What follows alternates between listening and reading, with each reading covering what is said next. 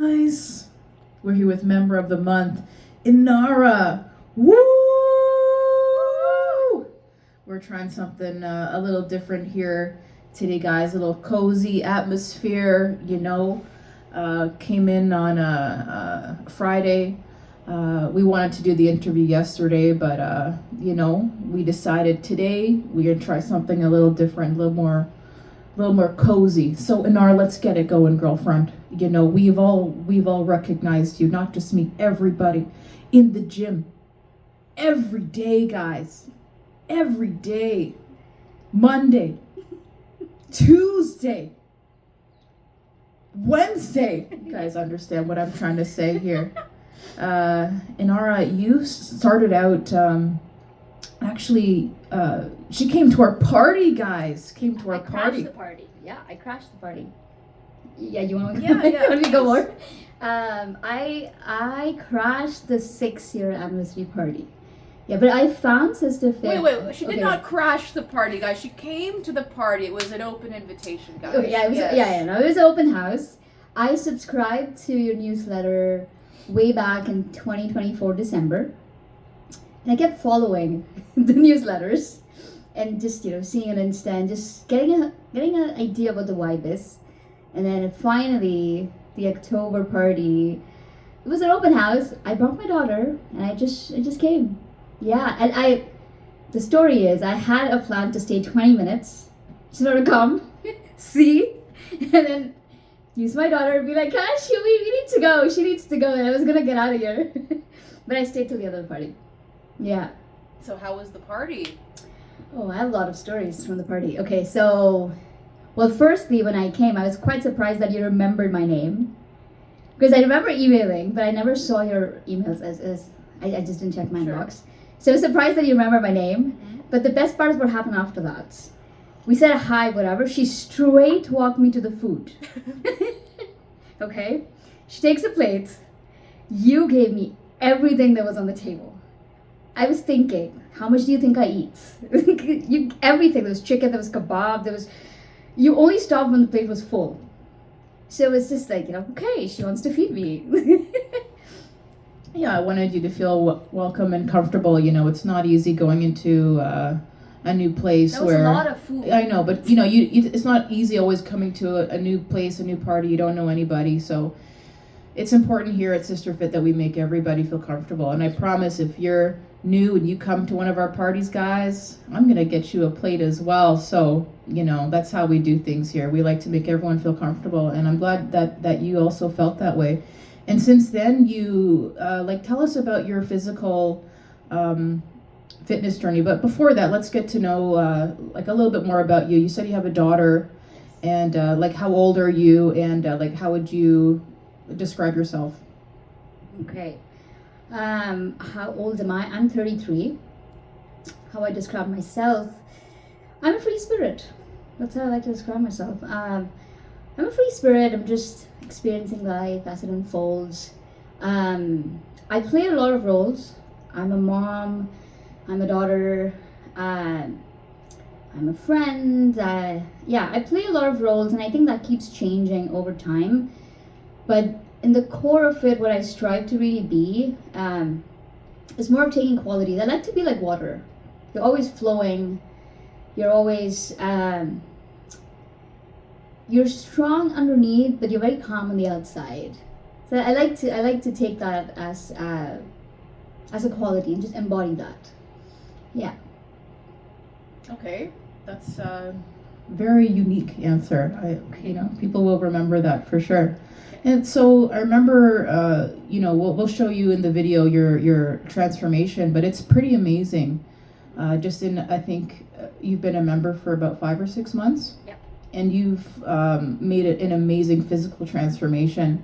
I think you lost 30 pounds, about 28 pounds, something like that. So that's pretty incredible. So when you first started at the gym, did you have a specific goal in mind? And tell us what programs you started out with. Okay. Goal in mind. I think I just wanted to get healthier. That's all. I didn't really have a number, or of course I wanted to lose weight, but I think it was more focused on just becoming healthy. I started with strength and fitness. That was the first class that I tried, and I knew I wanted to improve my stamina. So I was pretty aligned that I'm going to do that. I was very intrigued by the idea of doing like boxing because I've been a dancer previously, so I like the idea of just following a rhythm, learning like an art. So I remember I signed up for boxing, but when I came to the boxing class, the next class was Muay Thai. I was very interested in kicking, so I was like, okay, I'm gonna try Muay Thai as well. And I did try Fleet Physique too. Fleet Physique was like, oh, it's a lot of work. It was good. I did one Fleet Physique class, but I think I personally enjoy more of a group, like together, like strength and fitness is a circuit. We do things together, so I enjoy that more. So eventually, I do strength and fitness, boxing, Muay Thai, and then briefly we had self-defense classes. Oh, that's right. Yeah, that was the best. That's the best of all. And then that eventually became Arnie's, so I like Arnie's too. And then I've always wanted to come to yoga. The timings just never worked, but now that's the other thing that I picked up. Yoga. That's great. And like, tell us about your personal transformation, how you feel now compared to like, because you seem like just a different person. So in such a short amount of time. So can you kind of take us through that transformation, and not just in the gym, but your habits outside the gym and how you changed your lifestyle and your outlook, your identity? Okay, it's gonna be a bit long.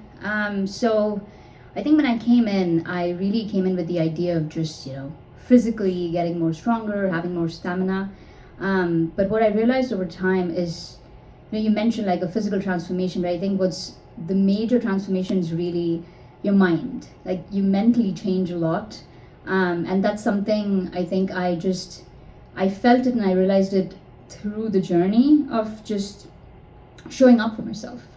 The one thing that I really sat with and realized over time is, often when we begin this journey of, okay, I want to go to gym, or I just want to start working out, it's one part of your entire day. And I think that's how we start off. Like, you have 10,000 things you want to do, and gym is one other thing. You use the checklist, you do that, and you just keep going. But what I realized over time is it really needs to be the other way around. You spending 1 to 2 hours of your time training is what shapes the rest of the 22 hours of your day. And why I say that is because from what you eat to how you show up for yourself, your sleep, everything changes when you start training. And when you start training from, an intentional perspective. And again, I'm not trying to be a fighter. I'm not trying to be an athlete. I'm just trying to discover myself, like find out what my true strength is and how much power I actually have within myself.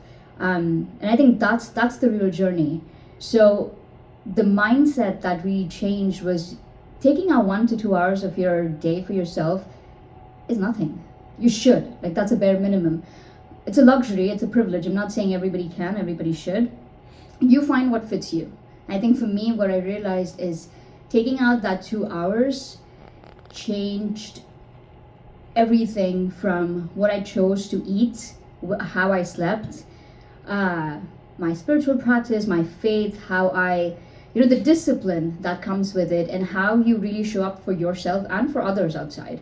Like even just knowing that you can protect yourself, and even just knowing that, I could have had 10 things I wanted to finish that day. Even if I didn't, I showed up for myself and I trained the 2 hours. That's a win. So it's you reinforcing in your mind that even if you didn't get many things done, that you'd always have one win for the day. So I think that really helped me keep going. And overall, I feel like that's completely changed the way I've looked at gym as, like, I don't look at it as gym anymore. It's more of a training. You're training your mind. You're really training your mind to engage in a way that's, good for you. At the same time, it's a spiritual journey, the way I see it. You're trying to master yourself. Beautiful. there's a lot of things I could touch on there, but I want to focus on the faith piece. Obviously, everyone knows that this is a space for Muslim women, racialized women from the LGBTQ community, and I'm wondering how that atmosphere has enabled you to kind of access certain parts of yourself, not just the training, but the community, the other women. How has that supported you? A lot. I think I really discovered myself. Like, I love women. I discovered myself. A lot of discoveries. A lot of discoveries. No, you know what I realized is, through the journey, there are a lot of pieces of you that you hide, you suppress. That's the word. You don't let yourself really come out, for plenty of reasons. Like, we all have our traumas, you just don't feel safe, or you carry a lot, but you just don't want to express that. And I think, like, at Sisterhood, I think one of the first things that struck me was just how safe it was. And I have to say this, and this is just not me. I'm telling you, when I bought my daughter the first day of the party, I remember I had her sitting in the corner. I was like, you know what, you chill in your space. I'm just gonna go do my thing. Not even kidding. She was what? She was 2.5. Perhaps, maybe around that time, and she doesn't really talk to everyone. She just like stays in her space. I see her just walking across the hall with Tracy, so the yoga instructors here, amazing lady. I just see her and Tracy walking across, and I'm like, what's happening? Like, she has no idea who she is. It's a brand new place, brand new people. She walked up to Tracy, and she's like, can I get chips? And she gets a plate of chips, and she just goes. And she feels so safe. She feels so comfortable just being here. And I remember thinking on one side, I'm like, listen, like, a brand new place, stranger, like, what's happening? But on the other side, I was like, I'm very proud of her. I was like, this is fantastic. Like, and that's the vibe. Like, I felt very comfortable just being me. And like, you're not competing with anyone. It's like, you're really just discovering yourself. And from the faith piece of it, I think, well, I've been in Canada, I want to say a decade. I'm telling you, I've met the most incredible women here. Beautiful journeys, everyone's had their own path. And we've had such wonderful conversations about faith, spirituality, and just being yourself. I think, this, in the outside world, it feels like it's very rigid. Everything is very compartmentalized to do these practices, do it this way, and that's when you can be, like, there are very set rules and regulations if you want to identify yourself as a Muslim, and I disagree. Like, Islam is a very spiritual practice. I think there's so much more to it than I'm not denying the prayers, the fasting, all that, the charity, everything comes in, but I think the intention that you bring behind it and the spirituality of it is very important, and that's something I discovered here, just through, and this is the part where I go back to, it's your mental transformation, it's your mind, it's what you really are willing to open up to yourself. It's not for anybody, it's completely for yourself. Like, you need to take out the time to sit with yourself, and just truly touch your parts. What is it that you're hiding? What is it that you are afraid to bring out, and why? And I think that's something, for me personally, training here and just being in a space where you're accepted, and I think that's huge. Just being in a place where I can be a Muslim, I can love women, I can be spiritual, I can be whatever I want to be, and nobody's judging me. It's my journey. It's completely my journey. It's completely my choice. And again, it does not have to be the same. So I have this. Clearly, I like to talk, so you can take the mic whenever you want. Thank you. No, I think you said that's fine. We want to hear from you. I think what I'm really getting is that because you are so open and so ready, so open to receiving and so open to learning and open to sharing, I think that's what's really lent itself to your transformation. Because as you mentioned, the openness is very important. If you're not open to learning something or hearing something from somebody, learning, then there's not going to be that transference. It's not going to be that connection. But as you mentioned earlier, you are like water. Water is very flowing. It's very easy to move through different things. So I think that was a very good description. You said that you immigrated here from India. So tell us a little bit about your ethnic background. More about your faith journey, if we can talk a little bit about that. I know that you originally were a Hindu, and then you converted to Islam, and you went through a lot with your family, and changing religion. That's really difficult to convert to a new faith, and so tell us just a little bit about that piece, and I think how again, just this place, this Sister Fit is not a typical place. There's a lot of communities, Muslim communities out there, but I think the community we have at Sister Fit is just, it's a little bit more special, right? I think because of the experience that a lot of us have had our spiritual awakenings, we've had our traumas.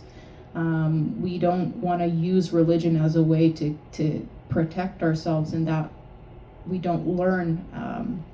Sometimes when you're too protective, you don't learn, you're not open, but there's a difference between being open as well as having your religion and a core foundation. I think a lot of people use religion to kind of bypass, to keep themselves enclosed and comfortable and safe. But I don't really get that sense from you. I think for you it's more of a grounding thing. Yeah. So yeah, I'd love to hear just a little bit about that from you. Okay, so it's a more dreadful question for me. Where am I from, or what's my ethnic background? Because And what's your favorite food? Because we need to know that, right, guys? see this comes with it. Okay, so by birth, I'm from the southern part of India, from Chennai. So my native is Tamil, but I never lived in the southern part of India. I always grew up for half of my childhood in the northern part of India, which already put me in a place where, from a much younger age, I was trying to find where do I fit, because the language I spoke was completely different to where I grew up. But I very immediately adapted. I was too young. I think we're very impressionable. I adapted to the northern part of India. When I grew up in Gujarat, it was amazing. That was half of my childhood, and then I moved to the Middle East. So I'm a Gulf kid. I grew up for the rest of my childhood in the Middle East. Again, I think as I was trying to find my foundation of who I am, completely thrown to a whole different country. But I loved it. I absolutely loved it. I think it was a journey. Saw a lot. It was a very interesting phase. And then I came back to India again. I think when I finally settled that, okay, I'm a Gulf kid, and this is the lifestyle. It's a very different life back in Gulf, where it's just a very different life. You're very laid back. Everything comes easy. It's oil money, But when I was ready to kind of get into that zone, do my college or whatever there, I was again thrown. I went back to India. This time I went back to Allahabad, which is it's in northern India. It's more central, and I did my engineering there. So I feel like, let me complete that. I finished my engineering, and then as soon as I finished that, then I immigrated to Canada. So every decade of my life, I've just lived in a different country, different culture, different space, completely. And I think that's really what's allowed me to be so open and adaptable, because that's something I grew up with. Like, you want to be yourself, but you also need to find your place within that new culture, who you are, how do you relate to them, and where do you belong. And then when I immigrated to Canada, it's again, you're starting from scratch. You're trying to learn the culture, you're trying to find yourself, the people. And when it comes to faith, I think I was always, from a young age, I've always had faith in my life, but not in the sense of a spiritual or something that's followed, but more in the sense of, you do things because your parents do it, or you do it because your ancestors did it.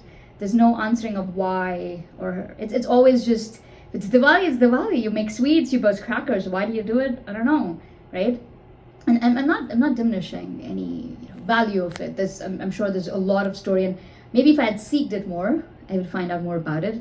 But when I was in my college, I think, growing up in the Middle East, of course, I was always surrounded by Islam, but I didn't touch on Islam at that time. It was much later when I was in college that I was very intrigued by just the idea of how, within the Muslim faith, like there are restrictions to who you marry, who you live with, like how you live, and there's so many rules and regulations. That got me intrigued because, why? Why do you have so many rules and regulations? And then my journey started with really discovering the place for women in Islam, like the amount of respect and the amount of just the value that women hold in Islam it's beautiful. It was amazing. I now recognize it was a lot of theory that I read, and I expected that to be, okay, this is how Muslims live. Yeah, it was delusional, but but that was the journey. That's how I started, and I think I knew back in India, like, how crazy of a decision that is, but something in me always kept leading me towards just learning more about the faith, and understanding the why. And I think that's the thing that really, I would say, stayed with me with Islam is anytime I searched for the why, I found an answer for it. And again, not necessarily to say that, I don't know, you have to marry at a certain age. No, I don't mean decisions like that. I mean things like the intention that you carry, why you do certain things, and how you can be an impact in other people's life, like your character building, like those kind of elements really stayed with me. That, that's what's grounding you. Nobody can take that away from you. Your character, how you build yourself, and how you really make your own space, and your faith can look. This is the beauty about Islam that I love. You can look at people, who are completely in a scarf or in a niqab. You can have somebody who's not wearing a scarf. You can have somebody who completely doesn't look like a typical Muslim, but you have no idea their faith, their spiritual connection, and how connected they are to God by their outside external appearance.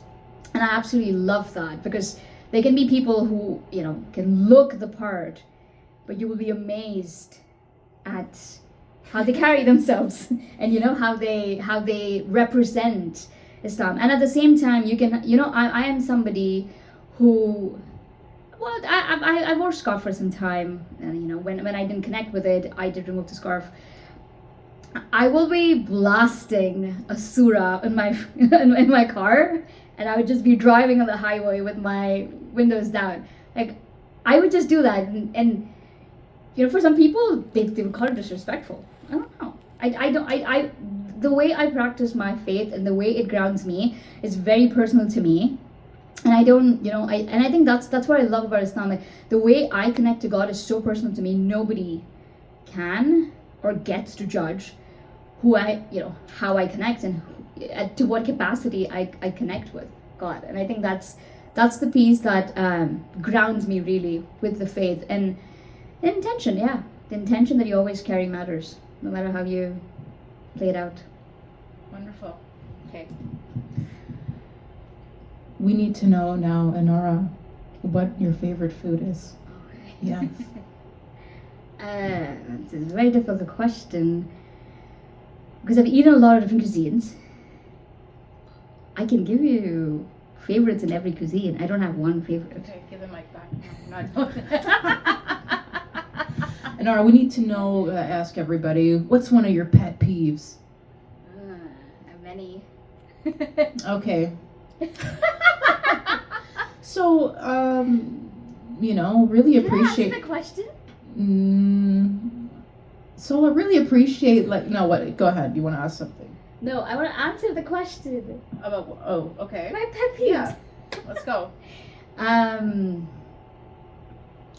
The people who are standing. This is a light one, but the people who are standing on a left turn signal, and the signal comes, and they just take like 10 seconds to think, and then they turn. It really annoys me.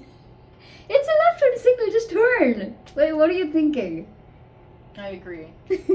Use that horn for a reason, guys. Yeah, right? Right? That's what I'm saying. Yeah, Inara, what would you say to someone who's curious about the gym and just like you, who took their time to come in here, but maybe what would you say to them to just kind of help them get over that little hurdle? What I would really say is it's a transformation journey, and I think it starts with you choosing yourself. It's really it starts with you deciding to take time out for yourself in whatever capacity that is. There's no one way to do it. You can come and train. You can do this online, but it begins with you wanting to make a change. I think that's where it starts. And then from a space perspective, I feel like why you. From a space perspective, I feel like the amount of encouragement and the amount of literally strangers who are cheering you here is amazing. Yeah. Yes. Yeah. Talk about that. Yes. Yeah. No, seriously. I think in my I've been here about 6 months, the amount of people I've connected with, the way we encourage each other, we're really not. There's no competition, but you're competing with yourself. Let's just put it that way. And you have people just cheering you. You have people who check on you if you don't show up. The community here is amazing. And I think we have, we always, the food here, you'll always find food here. Always. I think, even if you're sleeping and if you wake somebody and be like, what is Fatima going to ask you? She's going to ask you what's your favorite food. That's what she asks everybody, right? So I feel like the food here is HS. High standard. All right. We used to say that in college anyway. So you always get good food. Great women. I feel like we have such wonderful conversations either before class or after class. It's amazing. I think we've spent hours. And tell us about all the programs that you're doing right now. Oh, okay. I do the strength and fitness on Sundays. Strength and fitness. Okay. And I do yoga on Monday. Yoga on Mondays. And there's Muay Thai 102. Muay Thai 102. And then there's Arnie's. Arnie's stick fighting. There's boxing. Boxing. Or box fit. And then there's strike fit. Yeah. That happens on Tuesdays, Wednesdays, and Thursdays. Yeah. Fantastic. Yeah. Well, Inara, thank you so much for your time. It's amazing to see how far you've come along. And I'm sure other women are, they're going to find a lot of inspiration through you. And that's what makes this so special, guys, is that we all access inspiration through each other. Every one of us represents a part of ourselves that we get access to. So it's so important that we have that gratitude for each other. That's how we're able to grow. We grow through a community. A lot of times we think we can do it on our own, but to have the right witnesses is everything. One of our core values is witnessing. And a witness can either give you PTSD or can really give you a lot of strength and healing. And that's one of the things that we offer here. So really appreciate you, not just as a member, but also as a witness to others. So thank you. Woo!